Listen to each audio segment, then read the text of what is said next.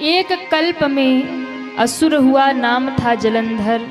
इतना बलशाली था कि शंभु किन्ह संग्राम अपारा, स्वयं शंकर भगवान ने अपार संग्राम किया, युद्ध किया, लेकिन दनुज महाबल मरही न मारा। भयंकर युद्ध किया, लेकिन वो भयानक जो राक्षस था वो मरा नहीं। बाजे बज रहे, आवाज समझ में आ रही है? अच्छा ठीक है, पर हमें थोड़ा सा लग रहा है कि और जोर से बोले। बोलिए शंकर भगवान की जय हो। तो शंकर भगवान ने अपार युद्ध किया, दनुज महाबल मरही न मारा। अच्छा, मरता क्यों नहीं था? उसके नहीं मरने का एक ये कारण था कि उसकी जो पत्नी थी वृंदा, वो परम पतिव्रता थी, परम सती थी। परम सती असुराधिप नारी, तेहि बलता ही ना जितहि पुरारे। उसकी जो पत्नी थी वो परम सती थी, परम सती असुराधिप नारी। और परम सती उसकी पतिव्रता स्त्री, जिसके कारण जलंधर मरता नहीं। अब सारे देवताओं को लगा कि जब महादेव, जब स्वयं महाकाल उसका कुछ बिगाड़ नहीं पा रहे, उस सती के प्रताप के कारण ये मरता नहीं, तो सबने नारायण भगवान से प्रार्थना की, हे प्रभु, ये असुर मरता नहीं, और ये तभी मरेगा जब इसकी पत्नी का पातिव्रत भंग होगा। अब क्या किया जाए? भगवान नारायण ने कहा, चिंता मत करो, धर्म की स्थापना के लिए छल बल मैं सब करता हूं। नारायण भगवान ने कहा, मैं छल करूंगा, मैं उसका व्रत भंग करूंगा, ये मरना चाहिए असुर। धर्म की स्थापना के लिए एक पातिव्रत धर्म भंग करना पड़े तो मैं करूंगा। तो भगवान ने योजना बनाई, आज जलंधर युद्ध में मारा जाएगा।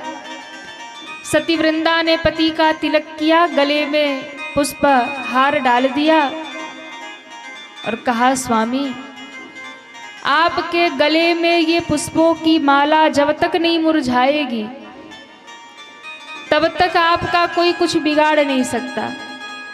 स्वयं महाकाल, करालम महाकाल कालम कृपालम, स्वयं महाकाल भी सामने होंगे, कुछ बिगाड़ नहीं पाएंगे। लेकिन ये पातिव्रत धर्म मेरा जब तक भंग नहीं होगा तब तक ये माला मुरझाएगी नहीं, ये भी बात सत्य है।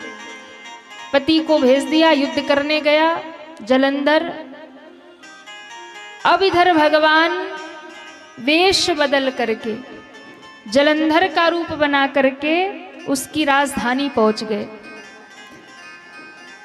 सबने सूचना दे दी, महारानी महाराज पधार रहे विजय करके, आप स्वागत की तैयारी कर लो। आरती की थाल लेकर वृंदा खड़ी हो गई पति के स्वागत में। अब इधर तो जलंधर युद्ध करने गया शिवजी के साथ, युद्ध हो रहा, पर यहां भगवान जलंधर का रूप धर के आ गए। अब देखिए, सती वृंदा ने जैसे ही भगवान को पति भाव से देखा और उनके चरण स्पर्श किए, पातिव्रत धर्म खंडित हो गया। कई बार माताएं जो होती है ना, वो सबके चरण स्पर्श करती हैं, लेकिन ध्यान रखिए, शास्त्रों में बताया गया है कि कुछ स्थिति में चरण स्पर्श तो नहीं करना चाहिए और सबके नहीं करने चाहिए। चरण स्पर्श भी किसके करने चाहिए और किसके नहीं करने चाहिए। कुछ तो स्थान है जहां पर नहीं करना चाहिए। वैसे आपसे जो श्रेष्ठ है, आपके जो बड़े हैं, उनको प्रणाम तो करना चाहिए, लेकिन चरण नहीं छूना चाहिए सबके, विशेषकर माताओं को सबके चरण नहीं छूना चाहिए। पति के चरण छू सकती हैं, लेकिन और किसी को प्रणाम करना हो तो दूर से प्रणाम करें। चरण स्पर्श नहीं करना चाहिए सबके। आपके जो श्रेष्ठ जन है, जो पूज्य जन है, उनको प्रणाम भी करे तो दूर से प्रणाम करे। पर कुछ स्थिति ऐसी होती है कि वहां तो किसी को भी प्रणाम नहीं करना चाहिए। एक तो मंदिर में जब आप जाइए तो मंदिर में किसी को प्रणाम नहीं करना चाहिए, क्योंकि मंदिर में भगवान बैठे हैं। सबसे परम सत्ता क्या है? भगवान की सत्ता है। इसलिए जब मंदिर में कई बार माताएं जाती हैं तो जो पंडित जी हैं, पुजारी हैं, उनके चरण स्पर्श कर लेती हैं। मैं ये नहीं कहती कि उनको प्रणाम मत करिए, उनके चरण स्पर्श मत करिए, पर मंदिर में भगवान के सामने मत करिए। यदि आप मंदिर में भगवान के सामने किसी के पांव छू रही है तो ये भगवान का अपमान है। जो गुरु है, जो पंडित जी है या जो पुजारी है, उनको प्रणाम करिए, निश्चित ही करिए, पर थोड़ा इधर उधर हट करके करिए। मंदिर में भगवान के सामने किसी को भी प्रणाम नहीं करना चाहिए। दूसरी बात, जब कोई भी भोजन कर रहा हो, भोजन करने बैठा हो, तो उस स्थिति में भी प्रणाम नहीं करना चाहिए। कोई व्यक्ति भोजन कर रहा हो तो उस टाइम उसे प्रणाम मत करो, उसे भोजन कर लेने दो। जब वो भोजन करके उठे तब उसको प्रणाम करिए। भोजन करना भी एक यज्ञ होता है, भोजन करना भी एक यज्ञ के समान है, इसलिए भोजन करते हुए व्यक्ति को प्रणाम नहीं करना चाहिए। तीसरी बात, सोते हुए व्यक्ति को कभी प्रणाम नहीं करना चाहिए। कई बार होता है ना कि घर में ऐसे कहीं कोई जा रहा हो या कोई आ गया और घर में कोई सो रहा है तो जाके वही पैर छू लिए। सोते हुए व्यक्ति को कभी भी प्रणाम नहीं करना चाहिए, उससे भी दोष लगता है। जब व्यक्ति सैया पर हो, सो रहा हो, नींद में हो, उस समय प्रणाम नहीं करिए, उठने का इंतजार करिए। जाग जाए, उठ जाए, बैठ जाए, फिर प्रणाम कर लो। और कभी भी कोई व्यक्ति अनुष्ठान में बैठा है, पूजा करने बैठा है, ध्यान में बैठा है, जप कर रहा है, ध्यान कर रहा है, पूजन कर रहा है, उस समय भी किसी को प्रणाम नहीं करना चाहिए। इंतजार करिए, पूजा पूरी हो जाए, व्यक्ति पूजन करके उठ जाए, उसके बाद में आप प्रणाम करिए। ये नियम होता है। भोजन करते हुए व्यक्ति को, सोते हुए व्यक्ति को, पूजा करते हुए व्यक्ति को, जप करते हुए, ध्यान करते हुए और मंदिर में कभी भी किसी को प्रणाम नहीं करना चाहिए। और माताओं को विशेष रूप से चाहिए कि सबके पैर मत छुओ, दूर से प्रणाम करो।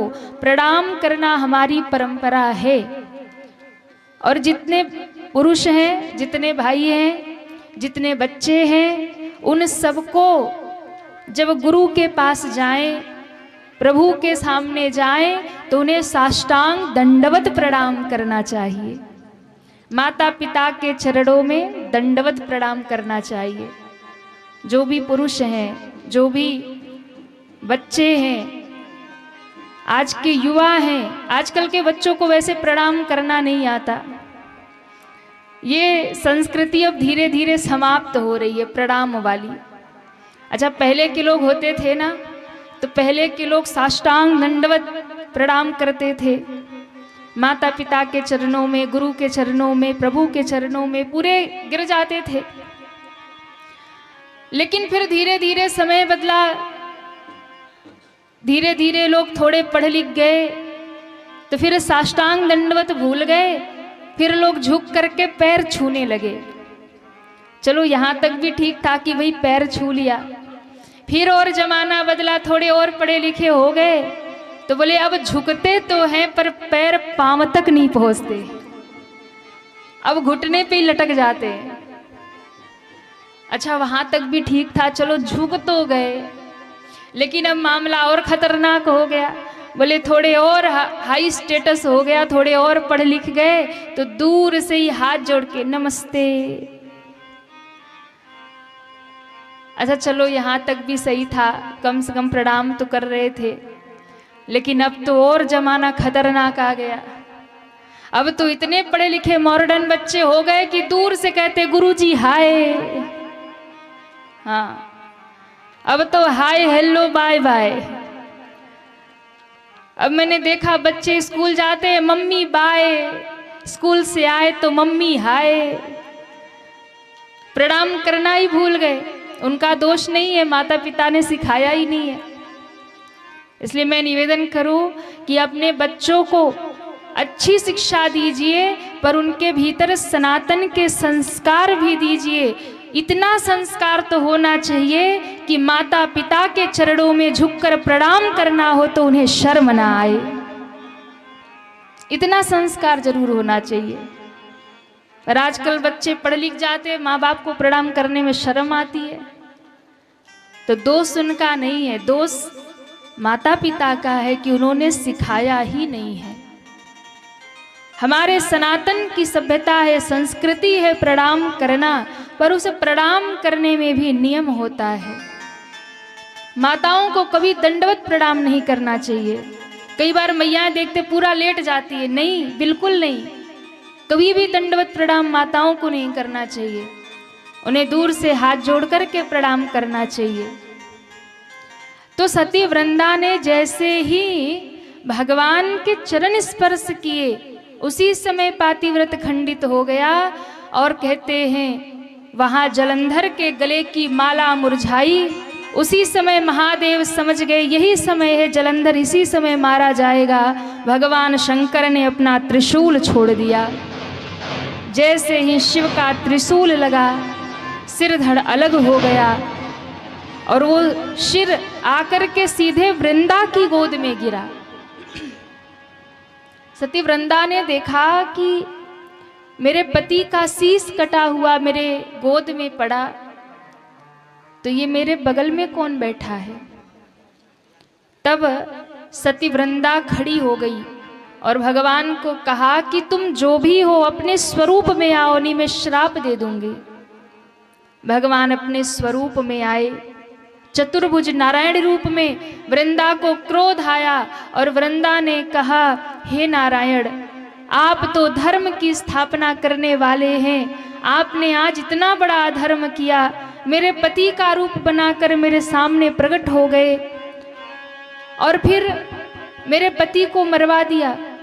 मैं तुम्हें श्राप देती हूं, तुम काले पत्थर बन जाओ। उसी समय भगवान काले पत्थर बन गए। लक्ष्मी मैया रोते रोते आई और वृंदा से कहती है, अरे वृंदा, तुम्हारा पति तो मारा गया, मेरे पति को जीवन दान दे दो, उन्हें पत्थर से मुक्त करो। वृंदा ने भगवान को मुक्त तो कर दिया, लेकिन वो स्वरूप भगवान का एक रह गया काले पत्थर के रूप में। और वही जो पत्थर भगवान बने ना, वही भगवान का शालिग्राम रूप बन गया। शालिग्राम भगवान का दर्शन किया आप लोगों ने? घर में पंडित जी आते जब कथा सुनाने सत्यनारायण भगवान की, तो जो ठाकुर जी लेकर आते हैं काले से ना, वही शालिग्राम भगवान है। ये भगवान नारायण का स्वरूप प्रकट हुआ वृंदा के श्राप के कारण। वृंदा ने भगवान को श्राप दिया, आपने मेरे साथ छल किया, मेरे पति को मरवा दिया, मैं आपको श्राप देती हूं, यही आपकी पत्नी लक्ष्मी सीता बनेंगी, आप राम बनेंगे, यही मेरा पति जलंधर रावण बनेगा। और जैसे आपने मेरे साथ छल किया, मेरा पति भी आपके साथ छल करेगा और आपकी पत्नी का हरण करके ले जाएगा, आपको रोना पड़ेगा। भगवान ने श्राप तो शिरोधार्य कर लिया। वृंदा ने चिता लगाई, अपने शरीर को भस्म कर दिया। वृंदा जब जल गई, भगवान नारायण को हृदय में थोड़ा कष्ट हुआ। भगवान ने कहा, वृंदा, मैंने धर्म की स्थापना के लिए तुम्हारे पति को मरवाया, तुम्हारा व्रत भंग किया। एक सती का व्रत भंग करने से यदि 1000 सतियों के व्रत की रक्षा होती है, तो एक भंग व्रत करना पड़े तो मैं कर देता हूं। इसलिए मैंने तुम्हारा व्रत भंग करके तुम्हारे पति को मरवाया। उसी कहते हैं, उसी राख से एक वृक्ष निकला।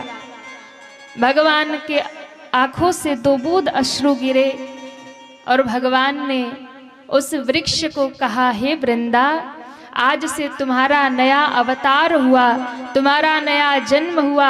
आज से ही तुम्हारा नाम तुलसी होगा। बोलिए तुलसी महारानी की जय हो, वृंदा महारानी की जय हो। आज से ही तुम्हारा नाम तुलसी होगा, वृंदा होगा। और यही स्वरूप शालिग्राम जो मेरा स्वरूप है ना, मैं सदैव हे वृंदा तेरी छाया में निवास करूंगा।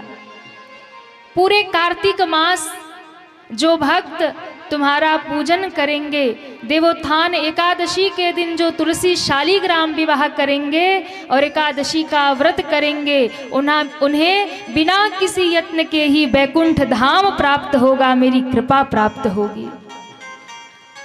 ये भगवान नारायण ने वरदान दिया। तब से तुलसी और शालिग्राम का विवाह होता है।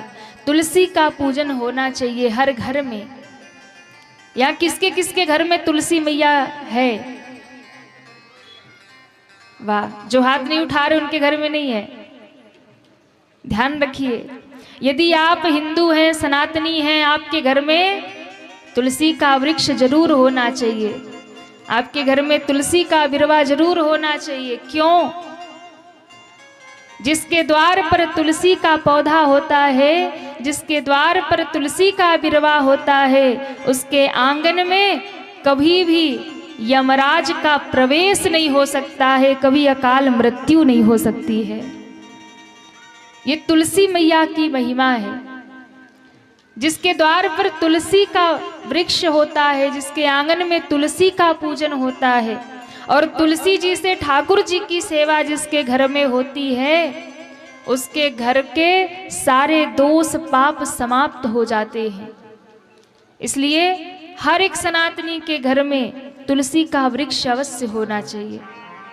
तुलसी मैया जो होती है, वो जीवित रहते तो आपकी रक्षा करती ही करती हैं, लेकिन मृत्यु पर्यंत भी तुलसी मैया हर जीव की रक्षा करती हैं। एक बड़ा प्यारा भाव गाते हैं।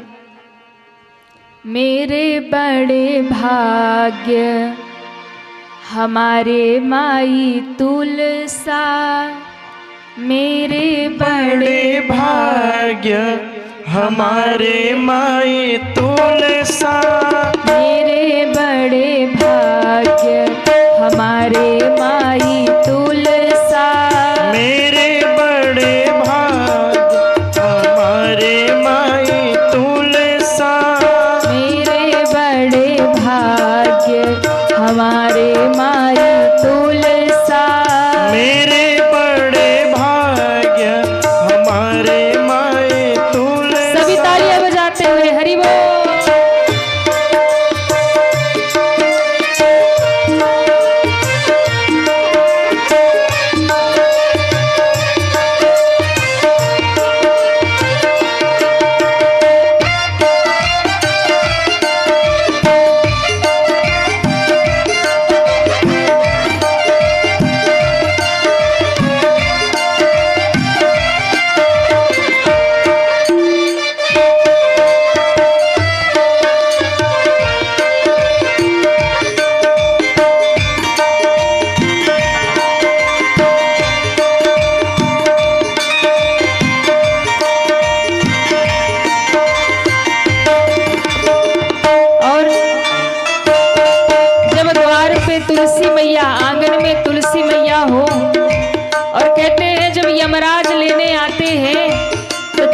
मैया सामने खड़ी हो जाती है।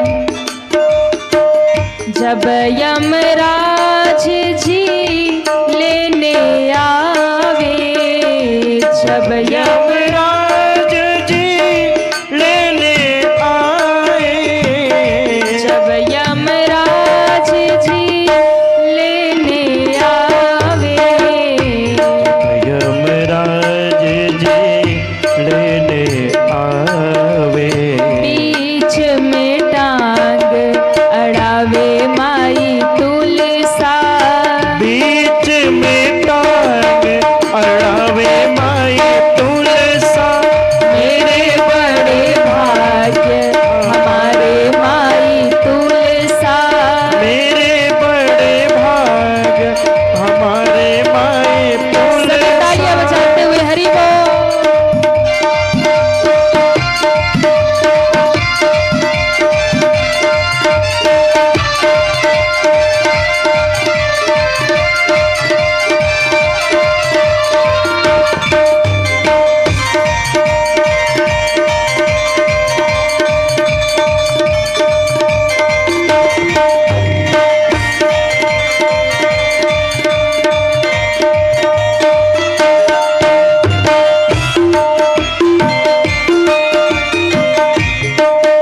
और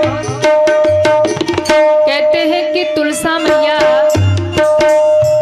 जब यमराज जी आते हैं तो उनको भी रोकती हैं, और जब व्यक्ति वहां पहुंचता है तो हर एक व्यक्ति के जीवन की एक फाइल वहां रहती है, क्या किया क्या नहीं किया। कहते जब वहां लिपि खोली जाएगी तो गवाही देने के लिए तुलसी मैया साथ जाती है। जब यमराज जी लिपि खोले, यमराज जी लिपि खोले, जब यमराज जी लिपि खोले, जब यमराज जी लिपि खोले, साची साची बात बतावे माई तुलसा, साची साची बात बतावे माई तुलसा। देखो आप दुनिया के लिए कितना भी अच्छा कर लो, लेकिन जब वहां जाएंगे तो गवाही देने वाला कोई मिलेगा नहीं, यमराज की अदालत में भैया अकेले ही खड़े रहना है, ना भाई ना बंधु ना बेटा ना पत्नी ना पति कोई नहीं दिखेगा। लेकिन यदि भक्ति किया है, तुलसी मैया का पूजन किया है, तो तुलसी मैया वहां गवाही देने पहुंच जाएंगी।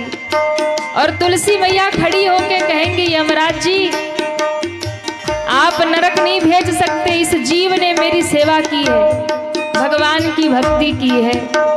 साची साची बात बतावे माई तुलसा, साची साची बात बतावे माई तुलसा, मेरे बड़े भाग्य हमारे माई तुलसा, मेरे बड़े भाग्य हमारे माई तुलसा, हमारे माई तुलसा, हमारे माई तुलसा, हमारे माई तुलसा, हमारे माई तुलसा। जब यमराज जी लिपि खोले, आप लोग भी तो गाइए। जब यमराज जी लिपि, जब यमराज जी, इतना धीरे धीरे गाएंगे बताओ, भगवान तक आवाज भी तो पहुंचनी चाहिए। जब यमराज जी लिपि खोले, जब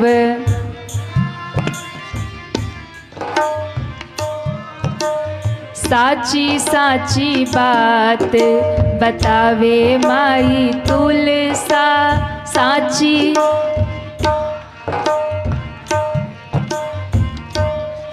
वैसे सत बहिनी वाले लोग अच्छा गाते, पर अभी थोड़े खुले नहीं है भगवान के सामने। साची साची बात बतावे माई तुलसा साची।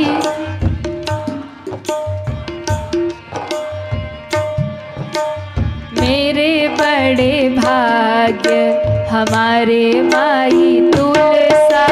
मेरे बड़े भाग्य हमारे माई तुलसा। हमारे माई तुलसा। हमारे माई तुलसा। हमारे माई तुलसा। बोले तुलसी मैया की जय हो।